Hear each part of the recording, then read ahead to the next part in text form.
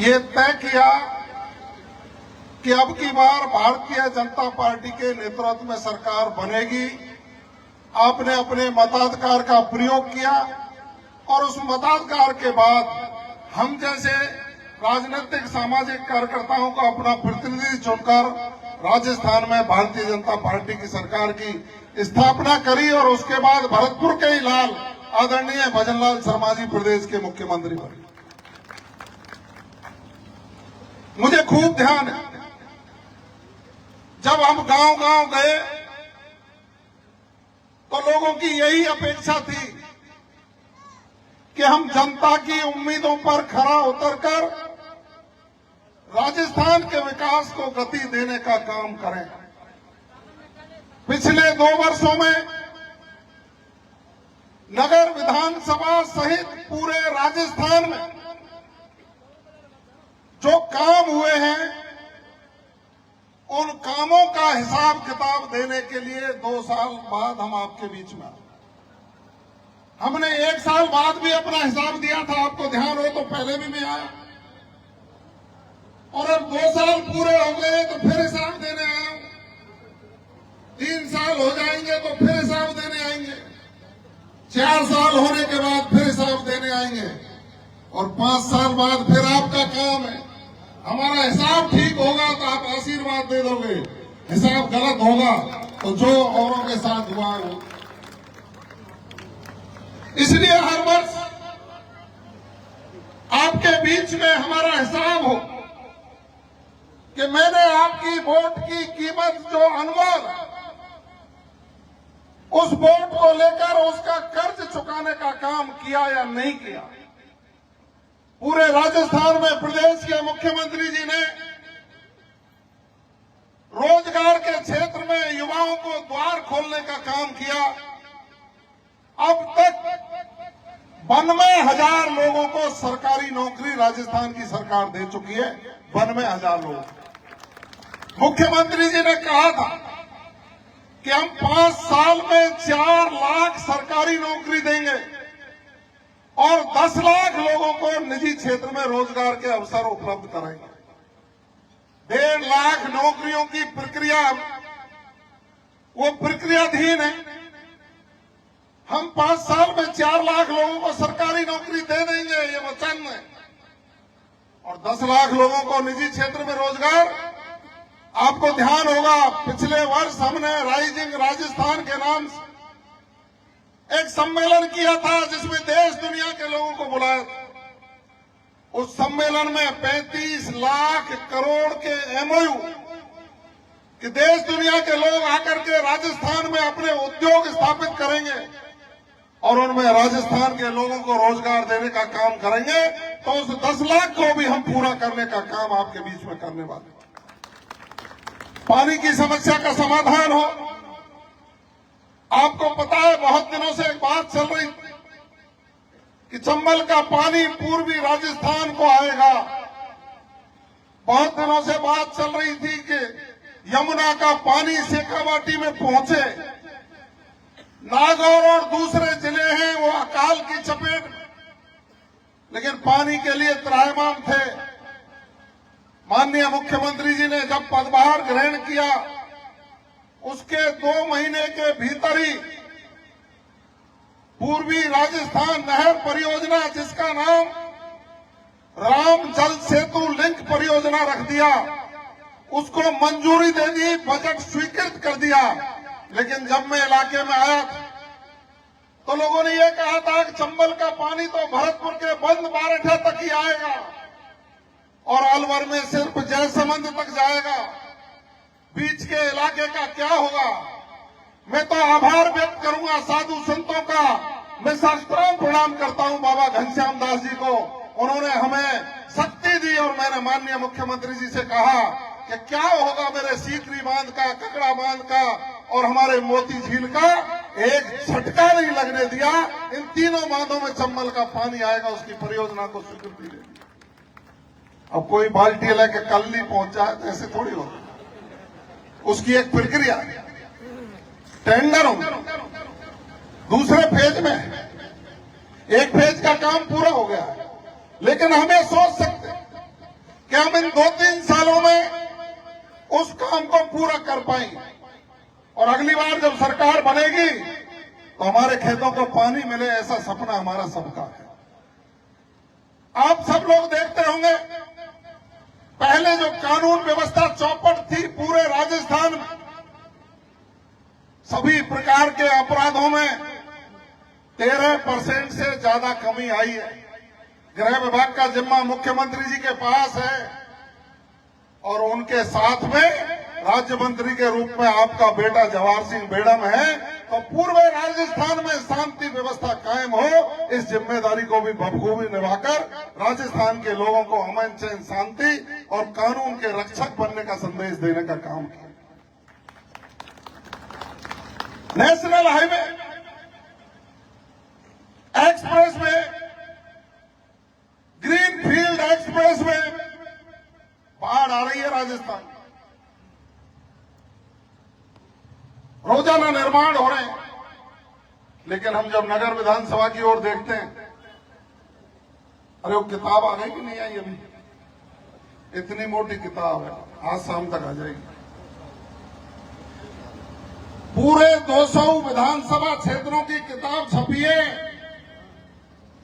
कहीं 20 पन्ने की है, कहीं 25 पन्ने की है, कहीं 50 पन्ने की है, लेकिन नगर विधानसभा क्षेत्र की जो किताब है वो 156 पन्ने की छपी है। 1,500 करोड़ से ज्यादा के काम, चाहे वो बिजली की समस्या के समाधान के लिए हो, चाहे वो पानी की समस्या के समाधान के लिए हो, चाहे वो रोड कनेक्टिविटी हो, चाहे गांव के रास्तों को ठीक करने की बात रही हो, हर क्षेत्र में स्कूल हो, कॉलेज हो, चिकित्सालय हो। अब भाई एक बात बताइए, बड़े हॉस्पिटल 2 हुआ करते थे, एक नगर में, एक डीग में, एक सीकरी में भी था। कितने थे? डीग बारे में तो हमारा आधोई साझो है, तो 2.5, और मैंने 2 साल में कितने बनवा दिए, स्वीकृत कर दिए, पता है क्या आपको? पूरे 80 साल में 2.5, और इन 2 सालों में 3 और, एक खो, एक मानवता और एक जनुता। किसी भी क्षेत्र को अछूता नहीं छोड़ा। बहुत लोग सोशल मीडिया पे कुछ भी कह सकते हैं, लेकिन धरातल पर आकर के बहस करने की हिम्मत नहीं है। कभी जाति के नाम पर गुमराह कर सकते हैं, कोई धर्म के नाम पर गुमराह कर सकते हैं, लेकिन आपके बेटे में जो शक्ति आपकी वोट की ताकत पर मिली है ना, सामने खड़ा होकर के आंख से आंख मिला करके किसी में हिम्मत नहीं है कि आपकी बुराई करे। आज जब सेऊ में आया, कलश यात्रा को देख करके मन मुग्ध हो रहा है, क्योंकि जो विकास रथ है उसका स्वागत जिस तरह से आपने किया है, और वो स्वागत कोई बनावटी नहीं है। जब आप लोगों को ये पता लगा कि आपका बेटा एक रथ को लेकर के आपके गांव में आ रहा है, तो हर घर का व्यक्ति यहां मौजूद है, मुझे पता है। उसका कारण है कि सेऊ को ग्राम पंचायत मुख्यालय का नाम दिया गया है, और ग्राम पंचायत मुख्यालय जब यहां बनेगा, सचिव यहां बैठेगा, आपका सरपंच यहां बैठेगा, आपका ग्राम सेवक यहां बैठेगा, दूसरे विभागों के लोग यहां बैठेंगे, तो आपकी समस्याओं का समाधान में यही होगा। ये सेऊ और सोहरा दोनों गांवों का दिल एक है। उस दिल को मिलाने का काम आपके बेटे ने किया है। पिछली व्यवस्था के तहत कुछ दिल फटा हुआ था, कोई धमारी में लग रहा था तो परमंदरे में लग रहा था। अब परमंदरे के तो आपको विदाई देने आए आज।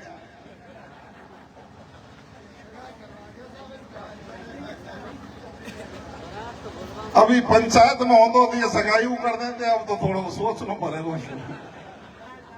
और फिर भी देखो, अच्छा गांव सेऊ सोहरा जब पंचायत हेडक्वार्टर के रूप में डेवलप होंगे तो इसके 10 साल बाद परिणाम देखना। जब ये पंचायत हेडक्वार्टर होगा तो यहाँ अटल ज्ञान केंद्र भी खुलेगा। और अटल ज्ञान केंद्र खुलेगा तो यहाँ ई लाइब्रेरी भी खुलेगी, जो बच्चे उस लाइब्रेरी में पढ़ करके यहाँ अपना ज्ञान अर्जन कर सकते हैं।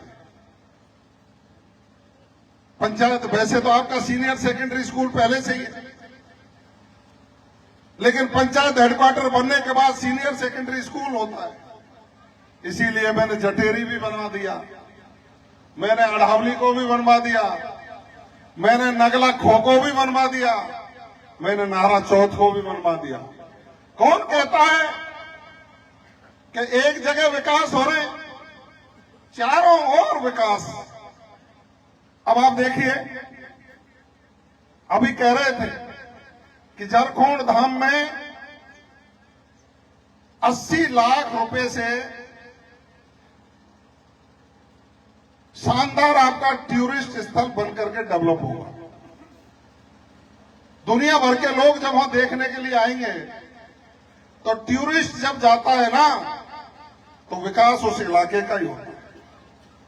80 लाख रुपया लगाकर आपके झारखंड धाम का विकास शुरू किया है।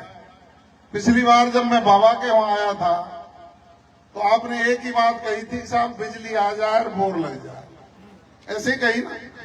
दूसरी बार मैं जब आया, जब वहां बिजली लग गई थी और बोर लग गया। आपके यहां प्रवेश द्वार 15 करोड़ की लागत से, आप तो 2.5 करोड़ कह रहे हैं और 250 पहुंचा। 15 करोड़ की लागत से ये बरसाना वाली सड़क बन रही है, जिसमें अधिकतर हिस्सा सेऊ सोहरा का ही आता है।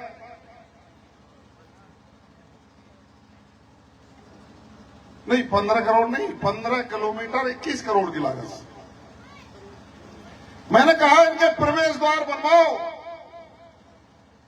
तो आपके यहां सोहरा पे एक प्रवेश द्वार बन रहा है, एक खो पे प्रवेश द्वार बन रहा है। तो मैंने इनको आपकी संस्कृति से भी जोड़ा है कि वहां पर बाबा घनश्याम दास गुर्जर 28 के नाम से गेट बने और यहां पर राधा रानी के नाम से गेट बने।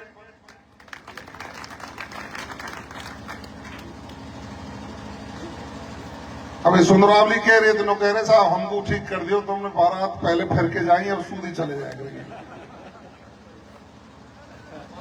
आपके गांव की जो स्थिति है पानी की, इस पानी की स्थिति को मैं सुधारना चाहता हूं, लेकिन सहयोग चाहिएगा। कितने भी सीसी बनवा लो, कितने भी इंटरलॉकिंग बनवा लो, जब तक पानी की निकासी की व्यवस्था नहीं करोगे, 4 महीने बाद वही हालत हो जाएगी। मैं घोषणा कर रहा हूं, यहां आपके गांव के 3 मुख्य रास्ते हैं।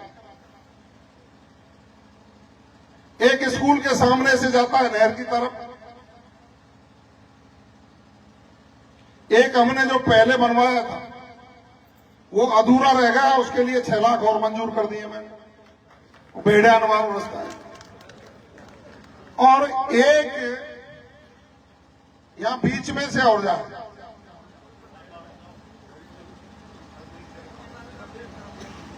रामबीरन का आगे से जाए जो रास्ता। मैं आपको कह के जा रहा हूं, आप तो रास्ता बताते जाओ, बनावे की कोई दिक्कत ना है। ये इसी साल में बन के कंप्लीट होंगे, इसी वर्ष में। पर जब मैंने कही थोड़े थोड़े चौड़े है सके, पानी निकलने की व्यवस्था करवा दो, तो 20 एक फोन चलेगे मेरे कि भैया चौरा चौरी की बात मत करिए, यहां ही बने तो बनवा लें।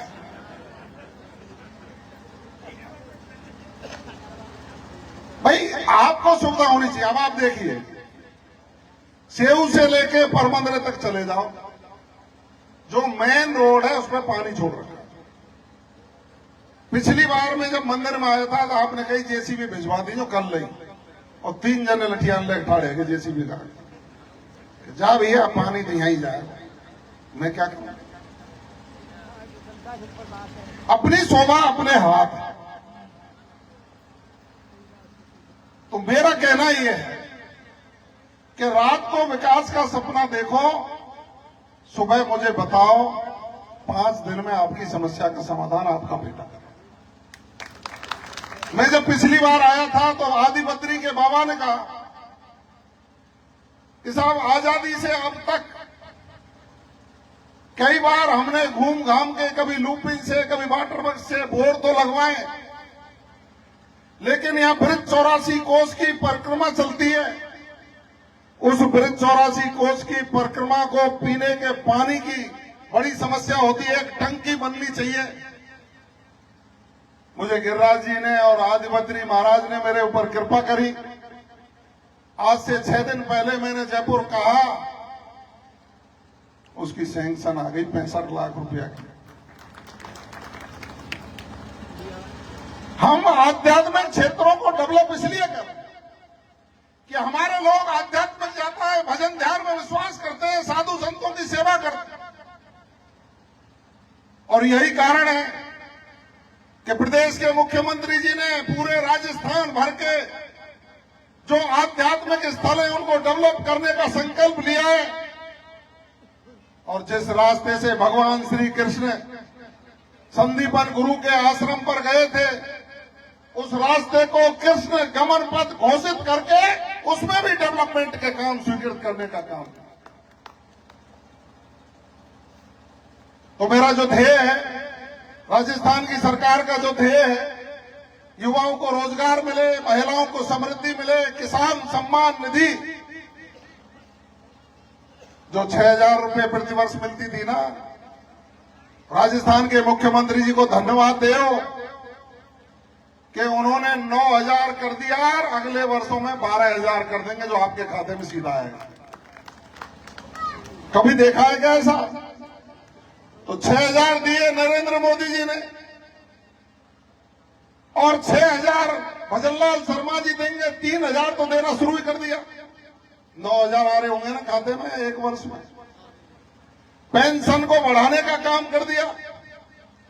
जो गरीब लोगों को गेहूं मिलता था उसमें पोर्टल खोला, जिनके नाम नहीं जुड़े थे उनको जोड़ने का काम किया। लेकिन उनको भी धन्यवाद दूंगा, जिनके गलत नाम जुड़ रहे थे उन्होंने स्वयं नहीं अपने नाम हटा दिए, जिससे गरीबों का रास्ता खुला नाम जोड़ने का। स्कूलों में बच्चियों को साइकिल, उनको स्कूटी, लैपटॉप, जो अच्छा पढ़ने वाले बच्चे हैं यदि कोई कोचिंग करे तो अनुवृत्ति योजना में उसका पुनर्भरण करने का काम ये हमारी सरकार कर रही है। बिजली किसानों को मिले, 2027 तक दिन में बिजली देने का वायदा जो मुख्यमंत्री जी ने किया था उस पर पूरा काम चालू हो गया है और 22 जिलों में दिन में बिजली हम दे रहे हैं। लेकिन हमारा जिला, जिसमें किसी ने ध्यान ही नहीं दिया था, हमारा जो ट्रांसमिशन सिस्टम है, यानी कि पाइप 3 इंची को और बोरिंग पानी दे 6 इंची, तो कैसे पार पड़ेगी भाई? 6 इंची बोरिंग पानी दे तो 8 इंची को पाइप चाहिए आ गया। वो नहीं था यहाँ की विद्युत की लाइनें किसी ने डेवलप ही नहीं। और इसीलिए हमने एक कुम्हेर में 400 केवीए का बड़ा जीएसएस बने, क्योंकि अब तक सिर्फ हिंडौन में 400 केवीए का है। हिंडौन से बिजली आती है यहाँ और आगरा से बिजली आती है। हमने तय किया कि हिंडौन में 400 केवीए का जो था वो कुम्हेर में बनेगा और हिंडौन के तो 750 करेंगे और नगर विधानसभा में 2 132 के केवीए के बनेंगे, जिनमें काम भी चालू हो गया। खंभे गढ़ रहे हैं, आपको दिख रहा होगा, एक अंजारी अड़ावली में और दूसरा गहनकर सेमली में।